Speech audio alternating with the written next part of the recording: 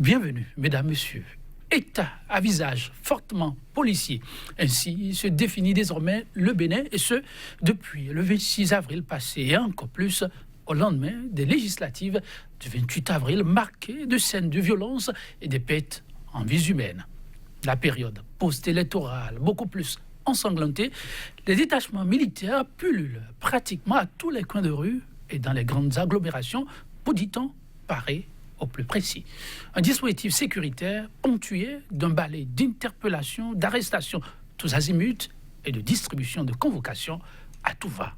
Inutile, mesdames, messieurs, d'évoquer le climat de psychose généralisé qui va avec le domicile de l'ancien chef d'État Thomas Boniaï, jusque-là encerclé par des hommes en armes, en ajouterait un peu plus au climat de peur. L'État argan travailler pour la stabilité sociale, défenseur des droits humains, proteste contre un supposé excès de pouvoir et de privation systématique de liberté fondamentale. Nouveau dispositif sécuritaire en pleine crise politique. Le Bénin en état d'urgence, loin, mesdames, messieurs, de la polémique ambiante, le regard d'un homme de droit au cours de cette émission débat. Et déjà, sur ce plateau, maître Paul Kato Atita. Il est, vous le savez, avocat au barreau du Bénin. Maître Paul Kato Atita, bonjour. Bonjour. Merci de nous rejoindre. Merci de m'avoir invité. Le plaisir est partagé, vous le savez. Et chaque fois que des questions de haute portée se posent à nous, il nous faut de la disponibilité et des regards très avisés comme le vôtre. Donc, une fois encore, merci de vous rendre disponible. En face de lui, Jos Perso Anago, journaliste, analyste, il est le directeur de publication de l'ADPERJ, un quotidien qui, depuis peu, s'est engagé à aller au-delà de l'information brute, donc dans l'investigation. Et sur ce sujet, des tribunes ont été offertes. Jos Perso Anago a accepté donc venir partager avec nous le regard de la rédaction. Jos Perso Anago, bonjour.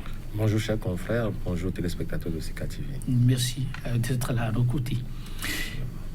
Oh, incessant appel à la paix, mesdames, messieurs, suite à la crise post-électorale résultant d'une crise politique profonde, l'État béninois a opté pour un dispositif sécuritaire exceptionnel. Un choix de raisons pour, dit-on, conduire à bon port le reste du processus électoral en cours. Les députés élus, mesdames, messieurs, il faudra alors les installer. Eh bien, il va falloir travailler pour éviter qu'il y ait encore d'autres scènes de violence. Donc, de forts détachements militaires par-ci et par-là pour essayer d'apporter des éléments de protection qui s'imposent. Mais une option vertement décriée par nombre d'associations de défense des droits de l'homme. L'État aurait d'autres formules et l'idéal serait de recourir à ces formules. Sommes-nous dans le vrai où les Béninois travaillent à plus à l'armée et pour rien? Jos Perso Anago, la question, vous l'êtes posée en son temps à travers un certain nombre d'articles. Aujourd'hui, que des défenseurs des droits humains donnent aussi de la voix dans ce sens, avec un peu de recul, comment appréciez-vous le dispositif sécuritaire qui chaque jour se renforce? Merci chers confrères. Sans embâche, moi je voudrais dire ici que c'est une débauche de force inutile. Débauche de force inutile. Les mots ne sont-ils pas un peu trop forts? Débauche. Et vous ajoutez force. Oui, tout à fait. C'est une débauche de force inutile de l'État béninois qui voudrait faire de notre police ou de notre armée une force prétorienne. Ce n'est pas une bonne chose, dans la mesure où nous ne sommes pas dans un État qui vient de se créer. Le Bénin a une histoire, et mieux encore, depuis 1990, nous sommes un pays stable. À l'intérieur de nos terres, nous n'avons pas de problème. Et ce n'est que la première fois, convenez avec moi, qu'à l'approche d'un processus électoral qui était déjà contesté et qui était déjà remis en cause, que ce n'est qu'à l'approche de ce scrutin qu'on a vu ce déploiement jamais observé de forces de sécurité, de police et d'engins lourds de l'armée sur tout le territoire national. Ce n'est pas une bonne chose, nous ne sommes pas un pays en guerre. Même si je conçois que nos frontières devraient être protégées, nous sommes à l'intérieur d'un Bénin qui est un Bénin pacifique, un Bénin stable. Et donc, comme je l'ai dit tantôt, c'est une débauche de force qui quelque part, préparait déjà avant les élections à ce que nous avions vécu après les élections, à savoir que c'était un passage en force qui méritait d'être préparé.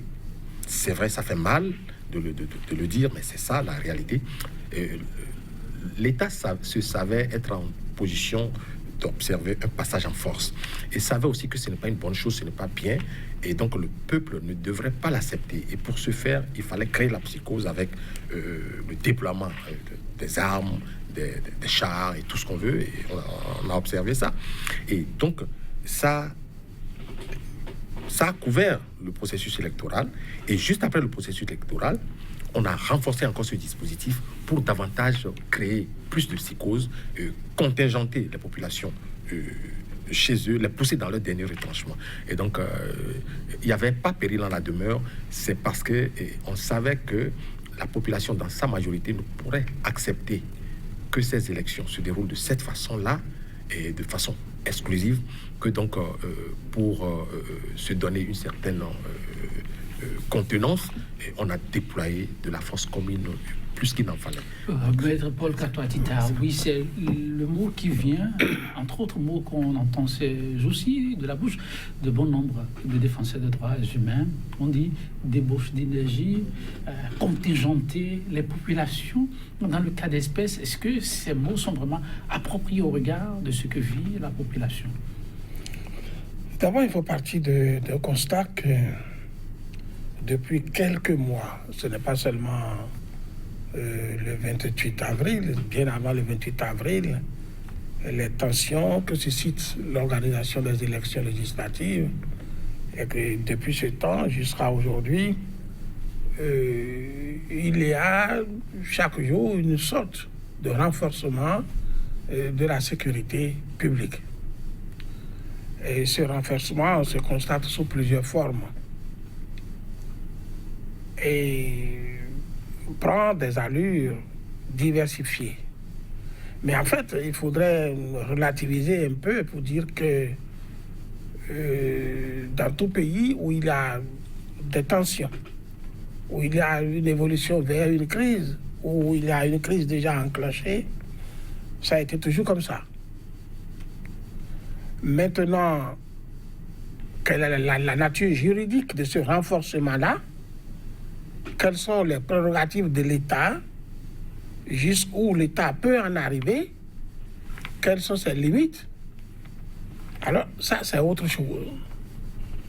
Et c'est plutôt cela que je pense qu'il est important. Que si beaucoup s'interrogent, oui, c'est justement au travers de ces questions, pas formulées à la trempe du juriste que vous êtes, mais c'est les questions que beaucoup se demandent. Il a utilisé le mot contingenté. Oui. Certains pensent que c'est de cela qu'il est question. On empêche les gens d'aller venir comme cela se doit. Il y a une psychose qui est créée. Est-ce que l'État, en prenant ces dispositions qui, comme vous l'avez souligné, en pleine période électorale, on peut s'attendre à tout et à rien, surtout sur la façon dont les couleurs ont été annoncées. L'État devrait prévenir le pire. L'État, en le faisant, a-t-il vraiment mal fait pour le dispositif qu'on a actuellement en place? C'est toute la question. L'État peut, et doit même d'ailleurs, en cas de tension, en cas de trouble perspective, il peut et il doit prendre des mesures pour garantir l'ordre public, et l'acte étatique qui va à cela ne sort pas de la légalité tant que la décision est prise dans la forme qu'il faut, tant que la décision, les actes de protection qui seront ordonnés sont conformes à la légalité, non seulement interne, mais surtout du droit international. Parce que les périodes de tension et les périodes de crise sont toujours des périodes au cours desquelles les gouvernants à l'intérieur profitent pour mettre à mal les droits humains. Les droits de l'homme sont souvent grippés par le biais de la protection de l'ordre public, et le droit international n'autorise pas qu'on aille au-delà d'une certaine limite. Le droit international, dans les diverses conventions, dans les tests internationaux, tout est sous contrôle. Mais tant que l'État reste dans les limites de ce contrôle, il a la légalité interne et la légalité internationale. Mais quand il va au-delà d'un certain nombre de choses, il a problème. Aujourd'hui, face à ce qu'on observe, l'État béninois est-il toujours dans la légalité des actes qu'il aurait pu poser, aussi bien à l'interne qu'à l'international?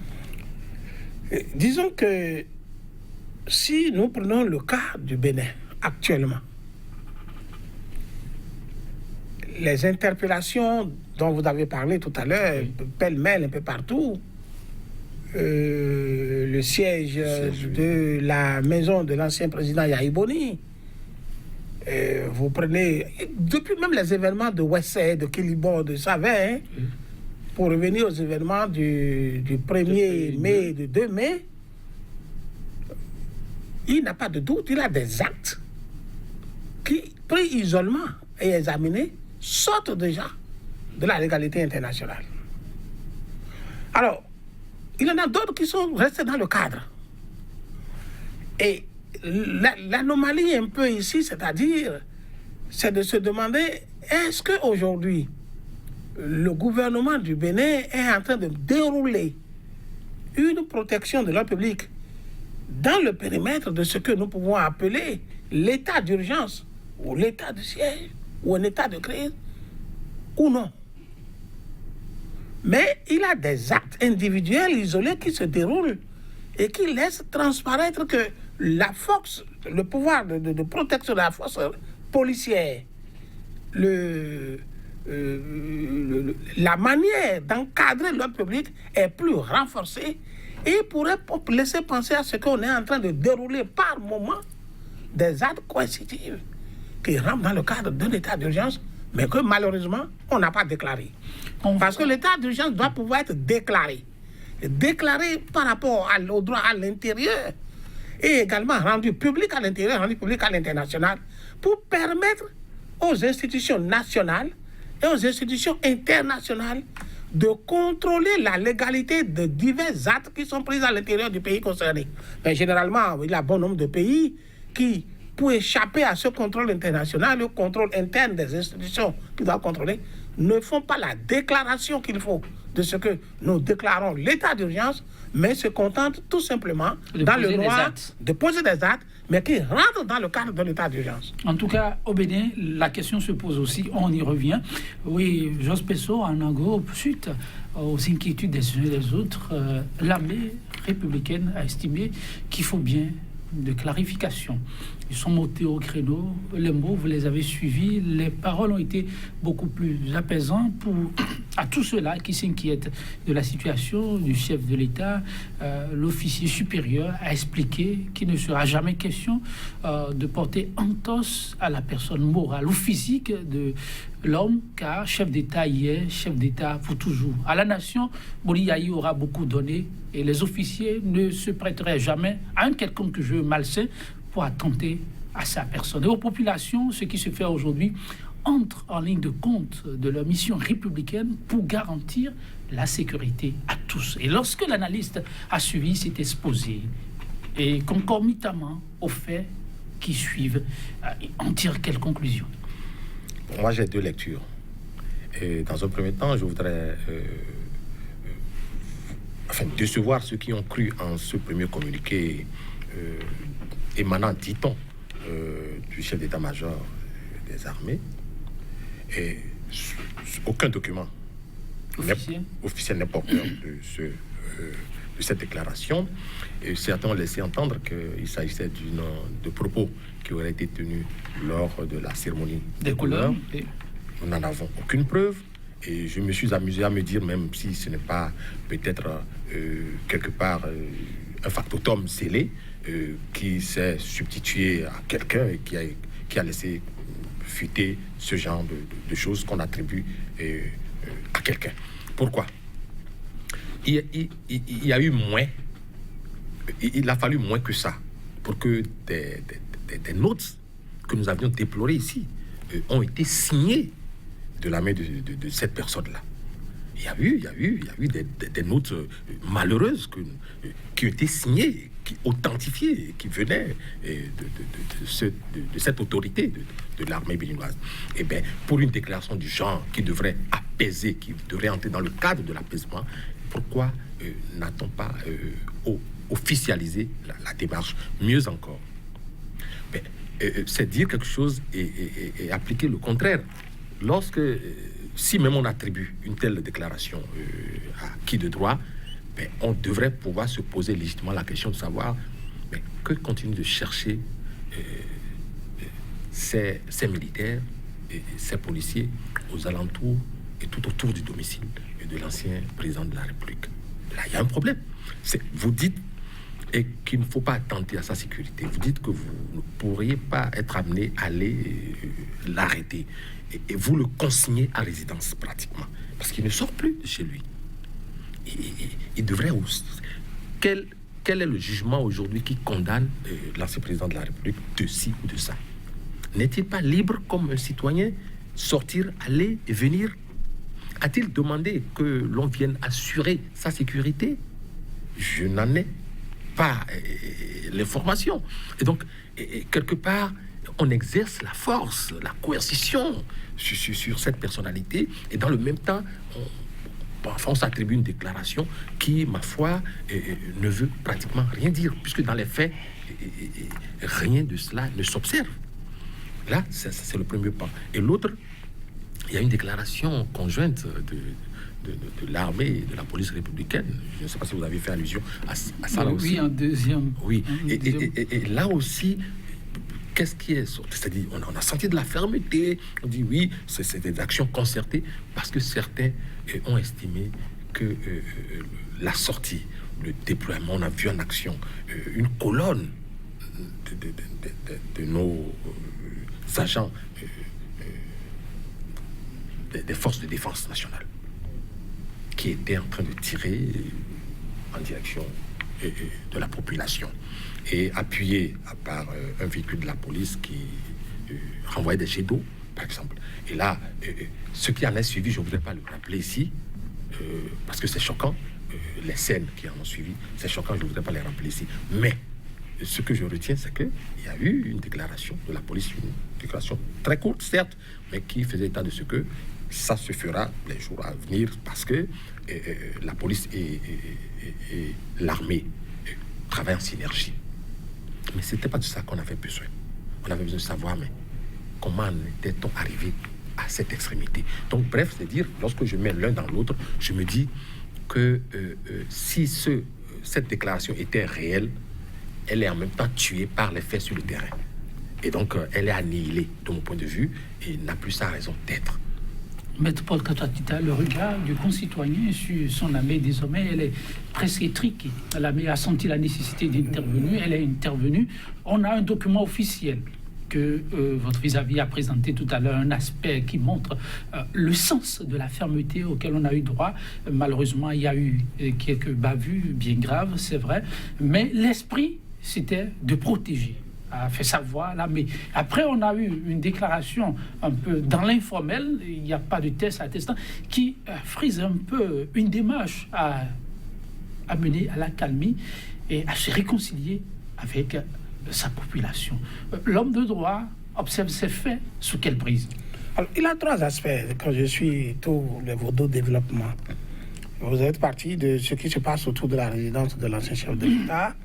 Vous êtes venu à ce communiqué du chef d'état-major de l'armée de terre et vous êtes parti, vous êtes arrivé donc à la répression des manifestants. Alors,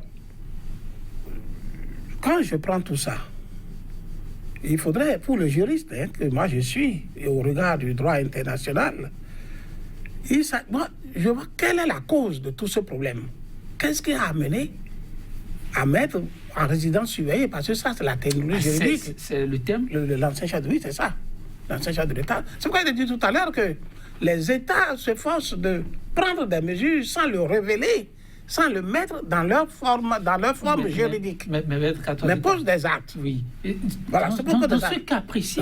Mais pose des actes. Dans ce cas précis, il lui fallu un document.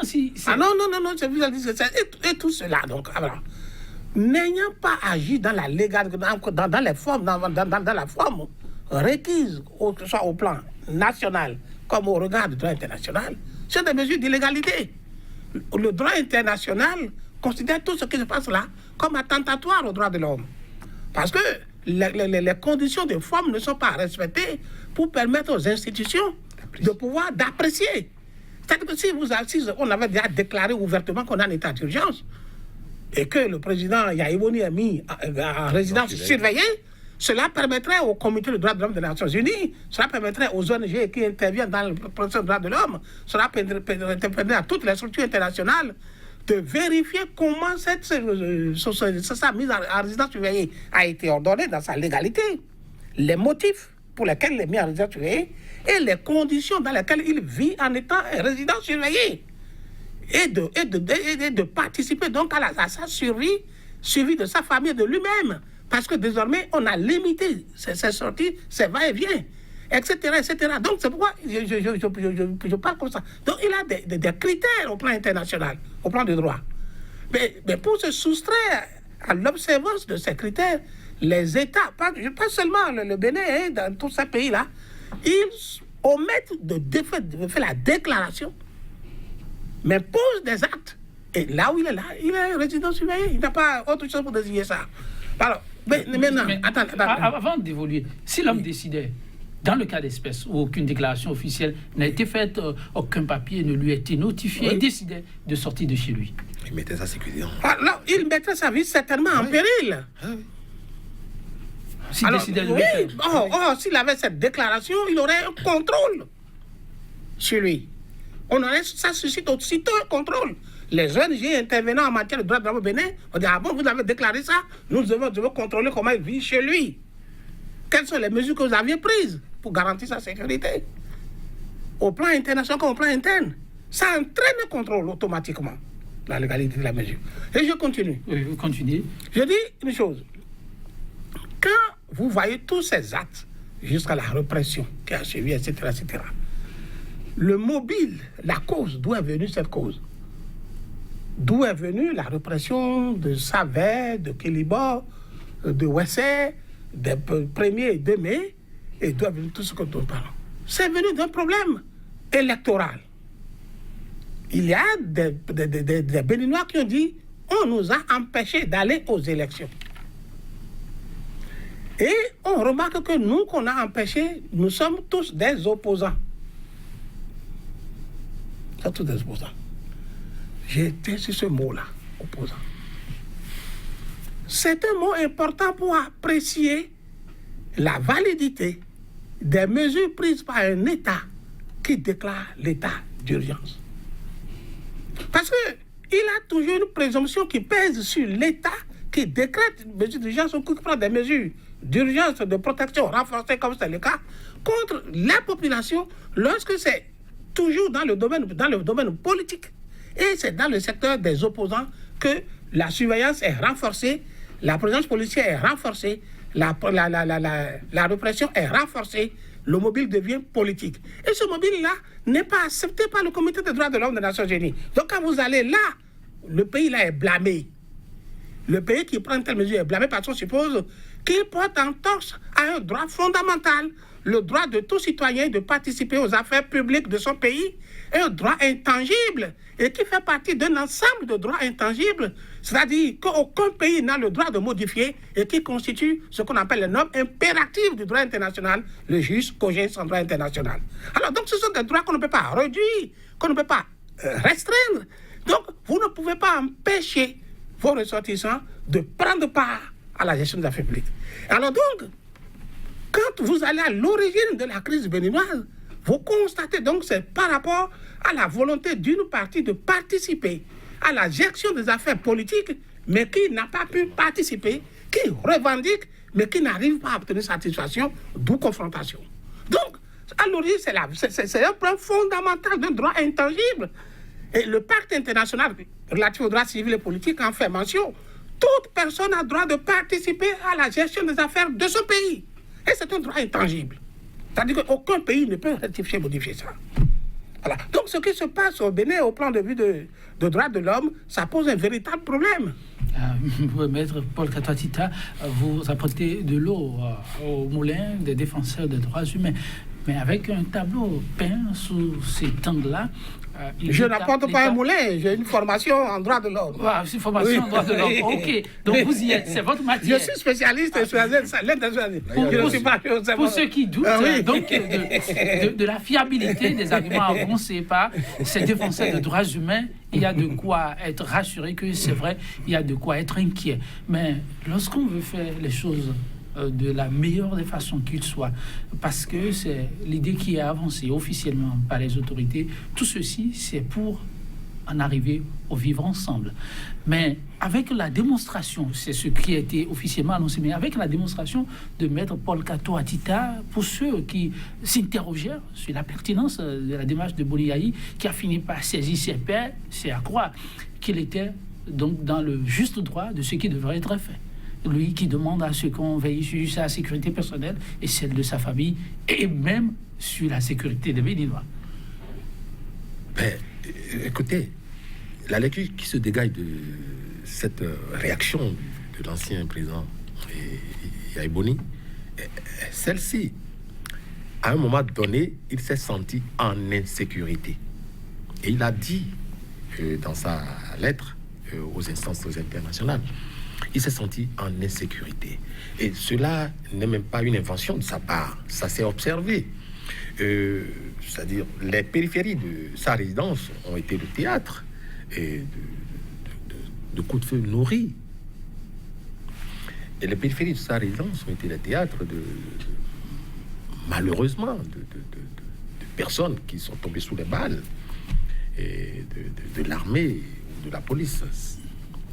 Les périphéries de sa résidence sont encore aujourd'hui assiégées par l'armée et la police. Il n'a pas demandé à ce que l'on vienne ainsi s'installer ou se positionner autour de sa maison. Il n'a pas demandé, il ne l'a pas sollicité. Il arrive des fois où des citoyens sollicitent l'intervention de la police parce que se sentant un peu en danger ou menacés. L'ancien président Yayi Boni n'avait pas demandé, à ma connaissance, que la police intervienne ainsi pour assurer sa sécurité. Et l'ironie ici est que ce renforcement de la sécurité, dit-on, ou alors ce renforcement ou ce déploiement de la police républicaine ou de l'armée contribue, à mon sens, à mettre plutôt en insécurité l'ancien président de la République. Et c'est pour réagir qu'il a demandé donc aux instances internationales un secours. Et ça n'est pas ricoché pour les populations aussi, parce qu'on a noté qu'il y a eu des pertes en vies humaines tout autour et aux alentours. Et maintenant, si on quitte Cotonou, on va au-delà de nos villes. Et on va par exemple à Kandy, il y a eu aussi des pertes en vies humaines là-bas également. Et ça, ce n'est pas le fait de populations qui se sont affrontées entre elles. Donc c'est l'armée qui est intervenue. Et donc, quand on regarde tout ça, et on va visiter ou revisiter cette lettre du président Yayi Boni, on se rend compte que l'homme a peur pour sa sécurité, la sécurité des siens, et il a demandé à la communauté internationale d'intervenir. Et je ne comprends pas pourquoi l'armée ou la police de notre pays continue à maintenir le siège de son domicile sous prétexte de garantir sa sécurité. Par le passé, on n'a pas fallu ce déploiement pour que Yayi Boni se sente en sécurité. Il allait, comme bon lui semblait, il faisait le tour du pays. Pourquoi ce regain de sécurité renforcé autour de son domicile si ce n'est pas pour le maintenir en résidence surveillée? La question, elle est posée et revient avec insistance. Maître Katoa-Tita pense qu'il n'y a pas d'autre réponse à cela juridiquement. C'est bien, l'homme est sous surveillance presque. Maître Katoa-Tita, lorsque, en absence de documents officiels attestant de ce qu'il y a l'état de siège ou état d'urgence, on se permet alors de saisir les instances supérieures pour parler de la démarche de Boni Yayi. Ça peut avoir quelle importance alors, les États n'étant pas saisis de ce qu'il y a une situation qui se pose? D'abord, je vais revenir un peu en arrière. Notre Constitution a prévu... Le Constitution de 1990 a été très intelligent. Les mesures exceptionnelles que le chef de l'État peut être amené à prendre, en réalité, ces mesures exceptionnelles s'étendent jusqu'à tout ce que peut comporter l'état d'urgence. Et en réalité, c'est cela. Mais bon, pour la chose, on banalise la mesure. Pour on le prend, on les met en branle pour les ordonnances de budget, mettre le budget de l'État, tout ça. Non, mais c'est plus la protection des libertés individuelles, des libertés publiques. C'est ça. Puisque nous-mêmes, nous l'avons copié que du constituant français. L'article 16 alinéa 1er du constituant français. C'est cela. Et ces mesures, la formalité intérieure nécessite nécessairement cette déclaration-là. Les élus doivent se prononcer dessus. Ça doit être officiel. Parce que ça est des mesures qui restreignent la liberté des citoyens, les droits des citoyens. Malheureusement, ce n'est pas le cas, mais on va dérouler les actes qui vont dans ce sens. Donc, Maître Podcast, dites une fois encore, Bouni Yahi, pour vous, est en résidence surveillée. Il est en résidence, pour moi, juriste, et spécialiste des droits de l'homme, il est en résidence surveillée, puisqu'il n'a pas la liberté d'aller venir. Il n'a pas la liberté d'aller venir, donc il est en résidence surveillée. On ne l'a pas dit, mais c'est cela. Il faudrait qu'on sorte de l'hypocrisie. Alors, en absence, juridique. En absence de documents, bien sûr, attestant que c'est de cela. Puisqu'il n'a pas reçu notification non plus de ça. Voilà, et ça n'a pas été rendu public non plus. Et en dépit de cela, il en fait certainement lui-même une telle lecture. Il saisit les instances internationales. 10 ans à la chaise, il est un intellectuel, c'est un docteur. Et il a deux thèses de doctorat. Il comprend bien les choses. Donc, il sait ce que c'est. Alors, quelle réponse à sa démarche? Une démarche comme celle-là, quelle réponse cela pourrait avoir? Je ne peux pas savoir, puisque je ne suis pas en contact avec lui. Mais ça a de l'importance, la démarche. Ce qui se passe dans notre pays, depuis tout ce cas, c'est pas... Il y a Ebony seul. Ce n'est pas la peine de personnaliser. Non, on n'est pas là pour ça. On parle du cas, on évolue. Tout ça, etc. Je regrette qu'il y a beaucoup de choses qui ne sont pas compatibles avec le droit international des droits de l'homme. Beaucoup de choses. Beaucoup de choses. Et ça me fait mal en tant que citoyen béninois, moi, intellectuel béninois, ayant une notion dans ce domaine. Il est très facile de sortir de ce qui est de la légalité interne et de tomber dans l'illégalité internationale, ça s'en rend compte. Mais les coups de feu sur les populations, rien ne justifie ça. Les coups de feu à balles réelles, là. Rien ne justifie ça. Vous le dites en connaissance de cause? Ah, mais rien. Vous dites rien. Vous avez suivi les éléments de réponse apportés par l'armée. Non, rien ne justifie ça au regard du droit international, du droit de l'homme, que ça soit des populations à main nue. Le rapport de fait est disproportionné. Il a d'autres moyens d'affaiblir ces manifestants. Il a d'autres moyens de les contourner. Et vous voyez, donc, et n'oubliez pas le motif. Moi, je ne suis pas politicien. Le motif, je dis bien... Pour l'homme de droit, ça compte aussi, bien sûr. Le motif, c'est que tout est parti de ce qu'une partie de la population dit « Je veux aller aux élections ». Mais on ne m'a pas dit aller, motif politique. Lorsque vous êtes en face d'une manifestation politique et que c'est vous qui avez le pouvoir, de grâce, évitez toujours de donner l'ordre ou d'ouvrir le feu sur ceux qui réclament leurs droits politiques. Vous le faites, même si c'est pour protéger l'ordre public, il pèsera toujours sur vous une présomption de responsabilité devant le juge pénal ou devant les instances internationales. Une présomption de responsabilité en raison du motif. Ce ne sont pas des terroristes. Ce ne sont pas des terroristes. Ce sont des citoyens qui disent « Je veux participer à la gestion de mon pays ». Et ils retiennent ce droit-là du droit international. Mais ils disent « Vous m'empêchez ». Et en retour, l'action, une répression et la répression extrême. Ces citoyens, peut-on les considérer donc ça pose un problème. Des citoyens il faut éviter ça. Maître Paul Katoati. Il a des choses qu'il faut... Aujourd'hui, il a des choses qu'il faut éviter. Moi, je parle en intellectuel. Il y a des choses qu'il faut éviter. Parce que la limite entre les deux légalités, là, la légalité internationale, la légalité interne, c'est très subtil. Vous savez, dans d'autres émissions, il y a un mois, je suis intervenu, il y a 2 mois et demi, j'ai déjà dit, oui, c'est du droit d'un État, d'un gouvernement, du chef de l'État, de ses ministres, de protéger l'ordre public, c'est vrai.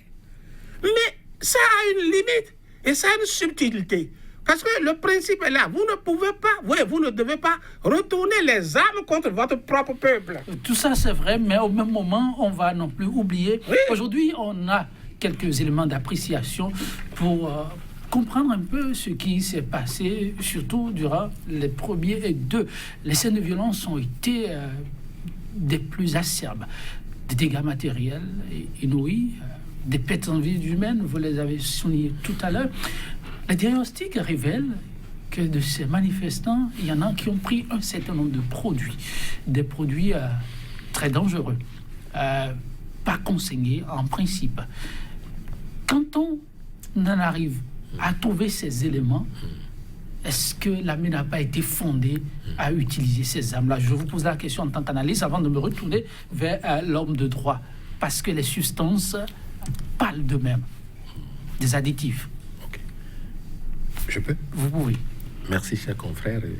Cela me fait sourire. C'est vrai que l'heure n'est pas ça. C'est assez grave ce qui se passe.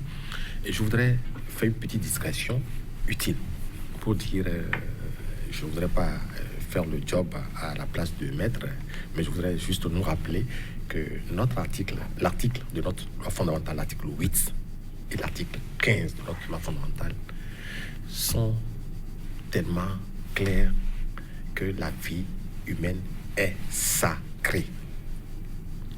La vie humaine est sacrée. Je voudrais m'en tenir à ça sans rentrer dans les détails pour dire ceci. Lorsque on fait ce saut dans le vide pour tomber sur des substances psychotropes qu'on aurait décelées dans le sang, dans le corps des manifestants, mais bien avant cela, et il lui fallut au moins reconnaître qu'il y a eu des pertes en vies humaines. C'est du ressort cardinal d'un gouvernement et de son chef qui a prêté serment pour appliquer tous les articles de nos constitutions, y compris l'article 8 et l'article 15, qui disent que l'État a le droit de protéger la personne humaine, l'intégrité de chaque Béninois. Pourtant, on a vu des gens succomber. Et il y a eu un premier conseil des ministres qui n'en a pas fait cas. Un second conseil, le dernier en date, où non plus le chef de l'État, qui a présidé d'ailleurs ce conseil des ministres, n'a pas fait cas. Ce sont des Béninois qui étaient tombés. Un seul Béninois. Vous voyez, il y a 2 Français qui sont portés disparus. Je voudrais qu'on puisse les retrouver sains et saufs. Mais regardez tout le tétamar que la France fait en ce moment. Un citoyen, ça n'a pas de valeur. C'est sacré. Mais pourtant, nous en avons perdu plusieurs. Et l'État n'est pas fichu jusqu'à l'heure où nous parlons d'en faire cas. Les parents de ces personnes-là en diront quoi? Moi, simple citoyen, qu'est-ce que j'en dirais? Alors, je voudrais dire que tout ceci, à mon sens, ne donne aucune valeur à des déclarations du genre. On a découvert des produits psychotropes, on a découvert de la drogue dans le corps. Encore que, je pourrais me demander dans quelles conditions ces analyses ont été effectuées, en présence de qui, par rapport à quoi, par rapport à quel collège de médecins. Et est-ce que c'est le ministre de la Santé qui est fondé à faire une telle déclaration? Je pouvais me poser autant de questions. Mais pour l'heure, moi je me dis, les vies humaines sont plus sacrées à mes yeux que tout ça. Les vies humaines sont plus sacrées à mes yeux que d'évaluer les dégâts matériels. C'est ça mon point de vue. Et donc je ne voudrais pas me prononcer sur cet aspect-là. Oui, Maître Paul Katoatita, on a un peu le souffle coupé, mais c'est les faits. Il faut comprendre comment en est-on arrivé là. Vous l'aviez dit, au départ était l'exclusion, c'est vrai. Mais au départ, des casques, ou bien à mi-parcours, il y a eu des casques.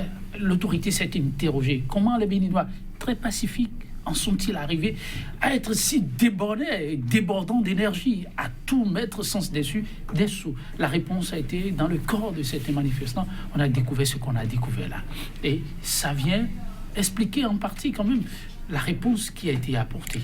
Je vais, avant d'aborder ce volet rapidement, faire un tout petit tour, une phrase en arrière. Il n'y a pas de problème. Pour vous dire que la difficulté, je parlais, insisté beaucoup sur la difficulté qu'il y a entre la légalité interne, la légalité internationale dans la protection de l'ordre public. Oui. Alors, je dis, le Comité des droits de l'homme des Nations Unies va jusqu'à dire que même un coup d'État suivi de violence ne peut pas être motif pour qu'un État passe de la vie, de la protection ordinaire à une protection renforcée allant à l'état d'urgence. Ah bon? Ah oui.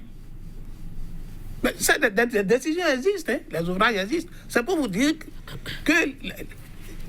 il faut dire que c'est délicat et il faut vraiment éviter d'en arriver à ouvrir des armes à balles réelles sur les populations.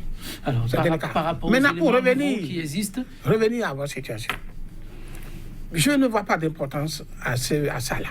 Je vais m'expliquer. Pour la suite du dossier. Oui, non, je vais m'expliquer à ça. Allez-y. D'abord, si nous prenons même, il doit y avoir des stratèges autour de nos dirigeants, de nos responsables. À la police, il en a. Dans l'armée, il en a. Pour dire que lorsqu'il a tension quelque part, il a trouble quelque part, il a crise quelque part, il a une manifestation quelque part, c'est plusieurs catégories de personnes qui s'intéressent à ces troubles-là. Plusieurs catégories de personnes. La police le sait, l'armée le sait. Si on avait encore la gendarmerie, elle le sait. Il n'a pas que seulement le vrai manifestant. Il y en a de faux? Mais il y en a qui profitent. Il a les badauds. Oui, oui. Et qui sont plus intéressés par les crises.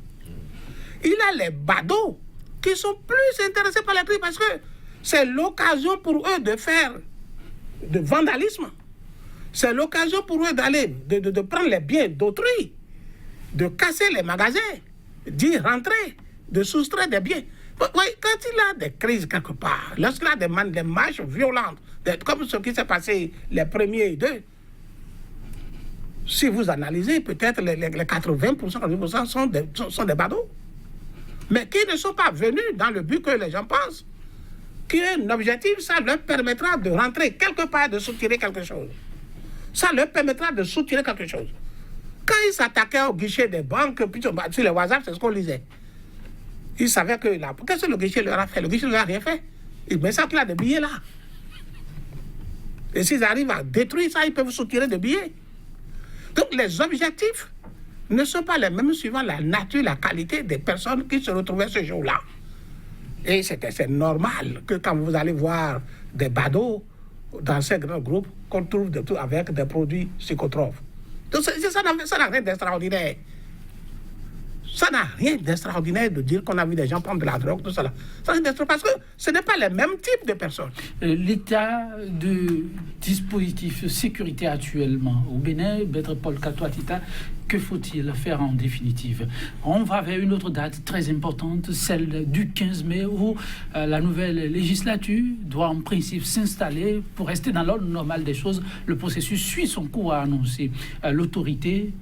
Que devra-t-on faire pour qu'on évite le mélange de gens et peut-être des situations encore plus préjudiciables? Et ça va être en même temps votre mot de la fin. On a plus qu'une minute. Les gouvernants seront tentés, et j'ai dit tout à l'heure, c'est de leur droit de maintenir la protection de l'ordre public.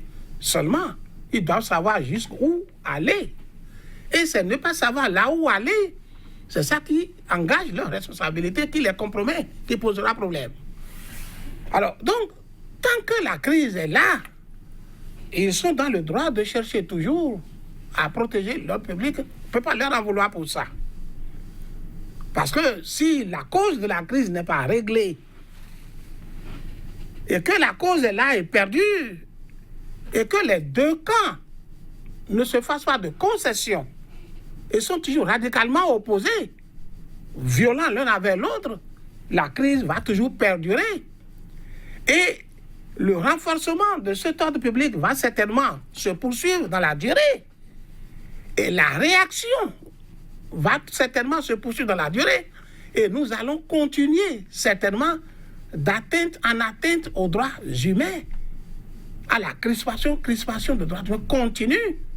Et malheureusement, à la fin, quand on se serait entendu, certains d'entre nous vont se retrouver devant la juridiction internationale pour répondre de leurs actes. Merci, Maître Paul Katoa-Tita. On vous aura compris, oui, 16 mai, ce n'est plus 15 mai, ce n'est plus bien loin. C'est une date très importante, tout peut arriver. L'État joue sur quel levier pour que le Bénin en sorte une fois encore grandi et que la paix prônée soit une réalité pour tous. Mais là, le levier sur lequel il faut jouer en ce moment, c'est le levier, c'est de tout remettre à plat, s'écouter, se parler. Sinon, je ne voudrais pas qu'on vive comme dans les territoires occupés en Israël ou quelque part. Merci à vous, Jean Spresso Anago. Maître Paul Katoa-Tita, merci aussi pour cet instant d'éclairage chez les téléspectateurs. Merci de nous avoir tenu une compagnie 100% Bénin. Ainsi sur FM, le numéro du jour. On se retrouvera demain pour apprécier d'autres faits marquant l'actualité, certainement dans la logique des faits actuels. Ce sera sur cette citation que vous tournez dos. Elle est signée du poète français René Char. Je le cite: au plus fort de l'orage, dit-il, il y a toujours un oiseau pour nous rassurer. Reste plutôt, dit-il, à savoir le repérer, se tourner résolument vers lui pour ensuite aspirer à de beaux jours. Prenez soin de vous. Demain, c'est un autre jour. À très bientôt.